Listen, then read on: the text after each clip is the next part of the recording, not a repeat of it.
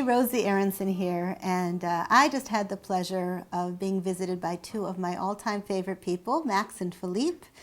Many of you know that I'm very interested in human design and the gene keys, and these two men, they walk the talk, and so they went on this incredible journey that I just felt like the world needed to know about. So we just grabbed my wonderful husband Kim and got him to set us up with a camera, and we sat Max and Philippe down on the couch, and I just asked them questions. And so here you go. This is my conversation with Max and Philippe. I hope that you find them as inspiring as I do. My name is Philippe Coquet, and I am a 6-2 generator, emotional generator on that level. And in my what's called off the roof time, which is for 6-2s, a time in life after 50 years old where I am working on just being myself and that being enough in life.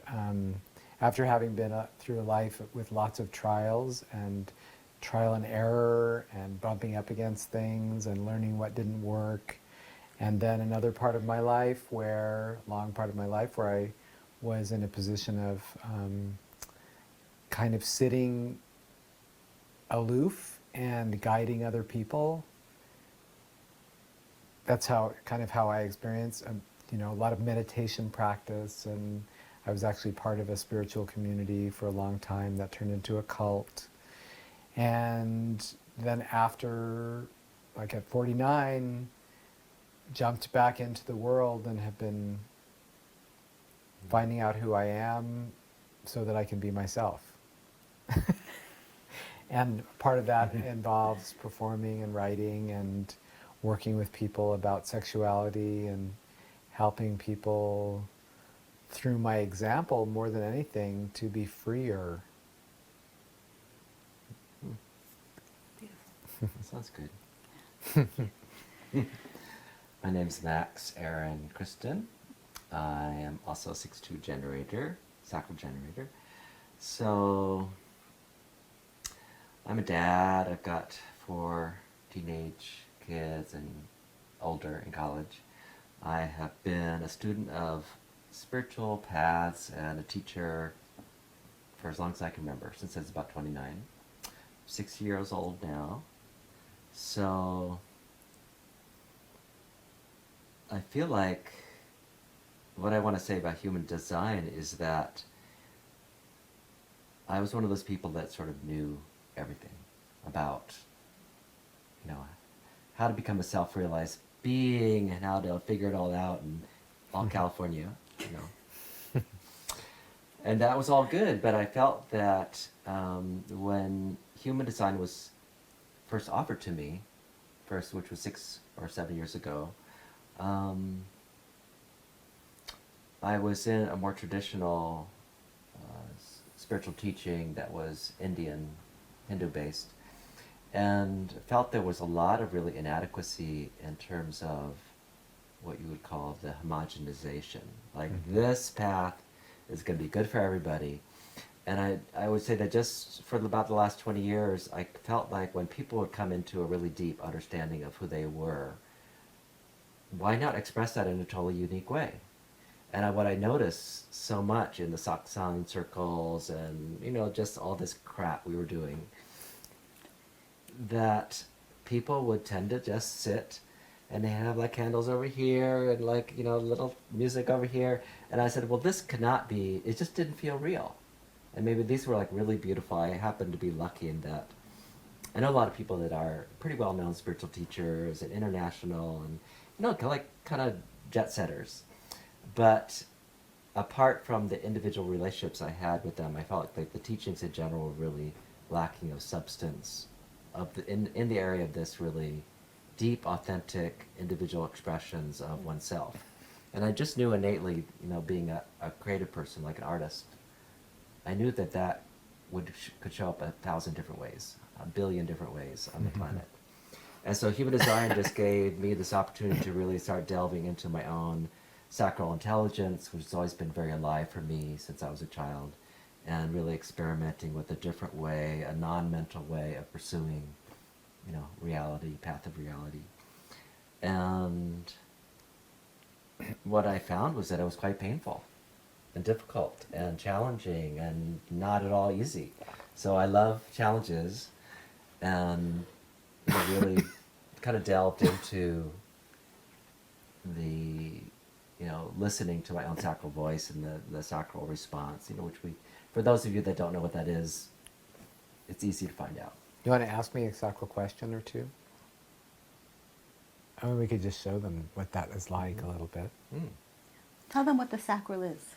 What is the sacral? Oh, well, the sacral center is an energy center, which is, well, I refer to it as my gonadal centers because it's where my sex lies, and I use it.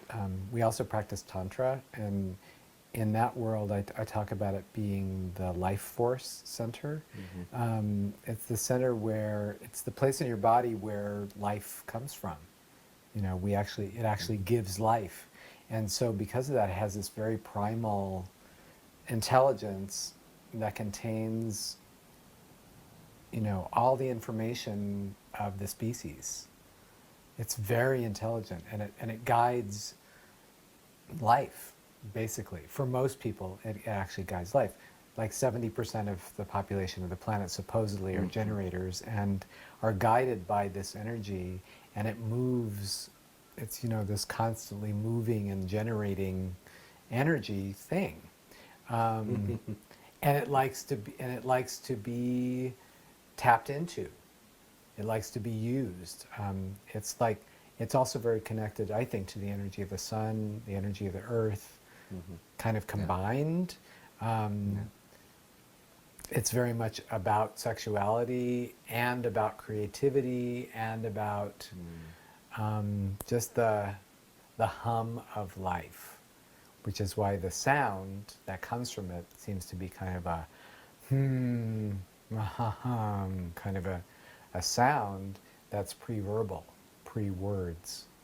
And when we use that, we tap into that, something that we learned through human design, this way of asking each other questions to find out where the truth lies for us in terms of what moves to make or what way to go now or not to go now in any given moment. So we might ask a question like something. I think the way that I would often describe it is a way to ask questions to find out if that your life force is in alignment with a particular decision that you want to make. If you have the energy, and you could say, well, I'm tired, I have energy, but do you have the energy to digest this food in front of you, or this relationship, or to get in a car and go to Oakland? So it's it's very literal type of intelligence that can be elicited and give us answers. So, for example, are you warm? Mm-hmm. Are you hungry? Mm-mm. Would you like to move? Mm-mm. Are you happy to be in this interview process? How is it? You go on that one. Would you like to leave and go for a walk outside? Mm-mm. So you could hear a certain sound when we tune into that.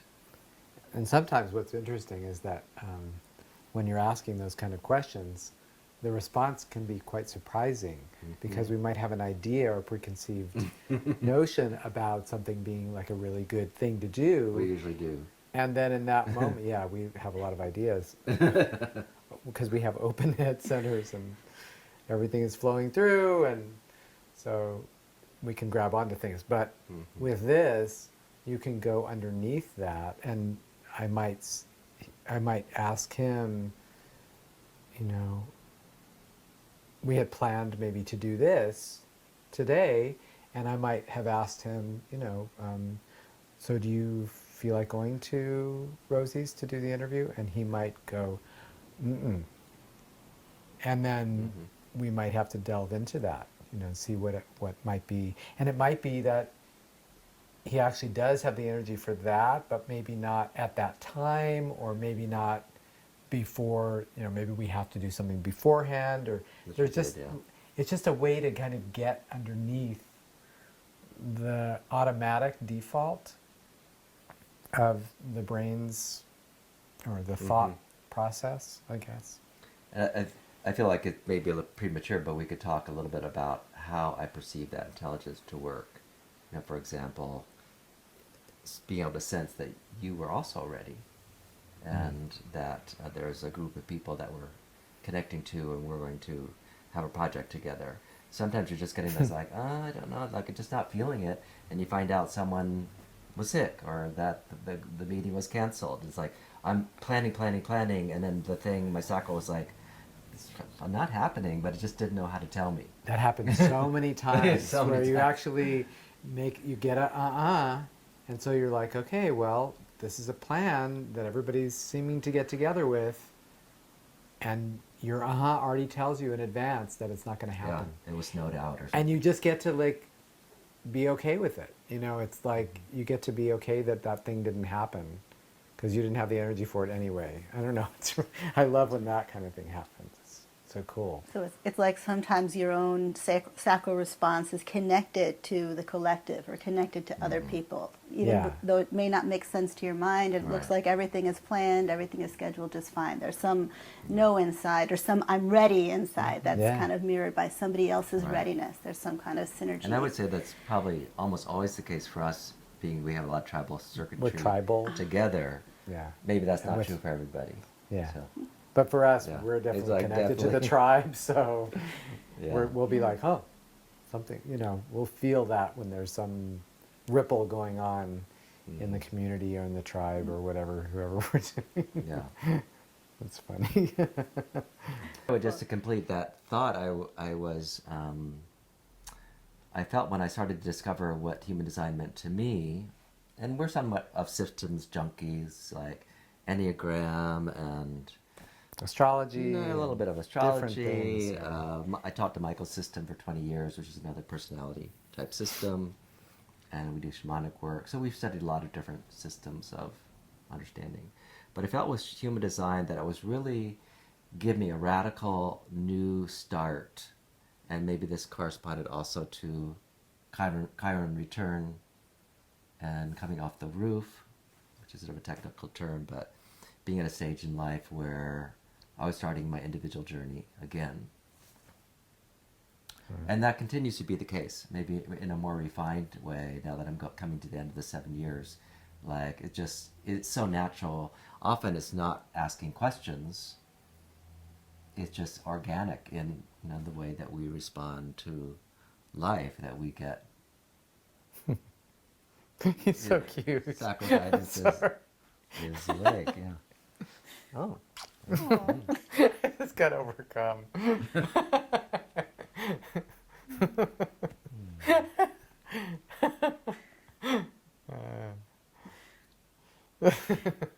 Oh. Go on. Would you like to say how we met? Oh.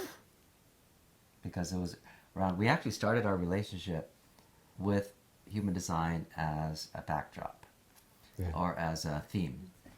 And I think that's highly unusual, but also has a lot to do with the success. We have an unusual relationship, and we include other people in our relationship, family, tribe, lovers.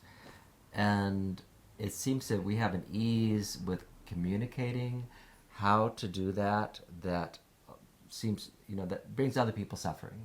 And I feel that a lot of the ease that we experience is because of starting with the human design, like having a basis as generators to respond to, rather than trying to later figure it out. Does that make sense? Anyway, we started with a path. Well, it's been easy. He had been working on it for a little bit, and I had just come in contact with it a couple of times and been really interested, but not had a way to get to it. And I needed something like that for my own mental and spiritual health after what I had kind of been through. And so when we met, there was just this ease and connection that we had together. And then human design was part of the situation. When Yeah, we were at a Thanksgiving from the dinner, first day, and yeah. Janice Sandine was there, and she gave us readings, little mini readings of our human design, and it just kept going from there, which is great. And permitted it, but one of the things he's talking about is that we traveled together. Almost our whole relationship, we have been traveling. And when I tell people, we traveled for 2 years, around in a car, people are like, "Oh my God, I can't believe you still Didn't kill each other. didn't kill each other." And I'm like, no, actually, the challenge is going to be living together without traveling. If we do that, I don't see it happening, actually, because we travel so well together. Like That's true. because it is a journey that we're on together, and the way our charts line up and the way we are together, we love to go on these journeys together. It's just part of, what makes Part it of the interesting, adventure, yeah. exciting, and yeah. So this is a good time to just introduce this 2-year, what we're calling sacral journey that you went on. Yeah. How did you make the decision that you were willing to take this experiment to that level, where you were ready to just let go of your home, your things, any sense of home and roots, and just venture forth with no plan? No, really, I want you to just share with people. Wow. It sounds pretty radical, the way you describe it. Well, for you, because you live in such an incredibly adventurous, trusting, surrendered way that for you, maybe it doesn't seem like a big thing, but for most people that are living in the mainstream world, what you did was potentially terrifying. And you did it with such grace. So I'd love to just hear a little bit about how you came to make that decision, because it sounds like you were already living from response, experimenting, trusting each other's life forces, and kind of collaborating in that kind of a way. But then suddenly you made a really big decision. I mean, you got a new car, you had to let go of your stuff, you let go of your home, right? So why don't you just kind of introduce the sacral journey? And For me, I just want to say, just because, that I had actually done a little bit of this before. We had Give met. some I kind of got examples. rid of all of my stuff and went on a kind of a little bit of a sacral journey on my own without knowing that's what it was. Like showing up at Burning Man. But with a yeah, just backpack and showing up not with knowing- Burning Man with a backpack only. And I mean, I kind of got thrown off the roof. And so I had to start my life completely anew after being in this kind of cult group thing.